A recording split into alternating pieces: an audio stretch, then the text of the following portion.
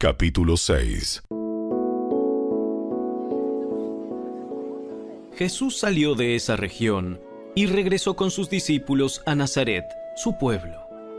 El siguiente día de descanso comenzó a enseñar en la sinagoga, y muchos de los que lo oían quedaban asombrados.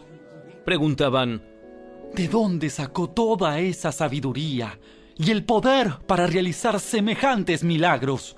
Y se burlaban. Es un simple carpintero, hijo de María y hermano de Santiago, José, Judas y Simón. Y sus hermanas viven aquí mismo, entre nosotros. Se sentían profundamente ofendidos y se negaron a creer en él. Entonces Jesús les dijo: un profeta recibe honra en todas partes, menos en su propio pueblo y entre sus parientes y su propia familia. Y debido a la incredulidad de ellos, Jesús no pudo hacer ningún milagro allí, excepto poner sus manos sobre algunos enfermos y sanarlos. Y estaba asombrado de su incredulidad. Después, Jesús fue de aldea en aldea enseñando a la gente. Reunió a sus 12 discípulos, comenzó a enviarlos de 2 en 2, y les dio autoridad para expulsar espíritus malignos. Les dijo que no llevaran nada para el camino, ni comida, ni bolso de viaje, ni dinero, sino solo un bastón. Les permitió llevar sandalias, pero no una muda de ropa. Les dijo: por todo lugar que vayan, quédense en la misma casa hasta salir de la ciudad. Pero si en algún lugar se niegan a recibirlos o a escucharlos, sacúdanse el polvo de los pies al salir para mostrar que abandonan a esas personas a su suerte. Entonces los discípulos salieron y decían a todos que se arrepintieran de sus pecados y volvieran a Dios. También expulsaban muchos demonios y sanaban a muchos enfermos ungiéndolos con aceite de oliva. El rey Herodes Antipas pronto oyó hablar de Jesús, porque todos hablaban de él. Algunos decían: este debe ser Juan el Bautista, que resucitó de los muertos. Por eso puede hacer semejantes milagros. Otros decían: es Elías. Incluso otros afirmaban: es un profeta, como los grandes profetas del pasado. Cuando Herodes oyó hablar de Jesús, dijo: Juan, el hombre que yo decapité, ha regresado de los muertos. Pues Herodes había enviado soldados para arrestar y encarcelar a Juan, para hacerle un favor a Herodías. Él se casó con ella, a pesar de que había sido esposa de su hermano Felipe. Juan le decía con insistencia a Herodes: ¡es contra la ley de Dios que te cases con la esposa de tu hermano! Por eso Herodías le guardaba rencor a Juan y quería matarlo. Pero sin el visto bueno de Herodes, ella no podía hacer nada, ya que Herodes respetaba a Juan y lo protegía porque sabía que era un hombre bueno y santo. Herodes se inquietaba mucho siempre que hablaba con Juan, pero aún así le gustaba escucharlo. Finalmente, Herodías tuvo su oportunidad en el cumpleaños de Herodes. Él dio una fiesta para los altos funcionarios de su gobierno, los oficiales del ejército y los ciudadanos prominentes de Galilea. Luego, la hija del rey, también llamada Herodías, entró y bailó una danza que agradó mucho a Herodes y a sus invitados. Pídeme lo que quieras y te lo daré.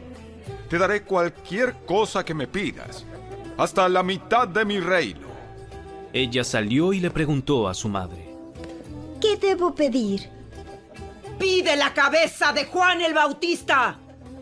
Así que la muchacha regresó deprisa y le dijo al rey: quiero ahora mismo la cabeza de Juan el Bautista en una bandeja. Entonces el rey se arrepintió profundamente de lo que había dicho, pero debido a los juramentos que había hecho delante de sus invitados, no le podía negar lo que pedía. Así que envió de inmediato a un verdugo a la prisión para que le cortara la cabeza a Juan y luego se la trajera. El soldado decapitó a Juan en la prisión, trajo su cabeza en una bandeja y se la dio a la muchacha, quien se la llevó a su madre. Cuando los discípulos de Juan oyeron lo que había sucedido, fueron a buscar el cuerpo y lo pusieron en una tumba. Los apóstoles regresaron de su viaje y le contaron a Jesús todo lo que habían hecho y enseñado. Entonces Jesús les dijo: Vayamos solos a un lugar tranquilo para descansar un rato. Lo dijo porque había tanta gente que iba y venía que Jesús y sus apóstoles no tenían tiempo ni para comer. Así que salieron en la barca a un lugar tranquilo donde pudieran estar a solas.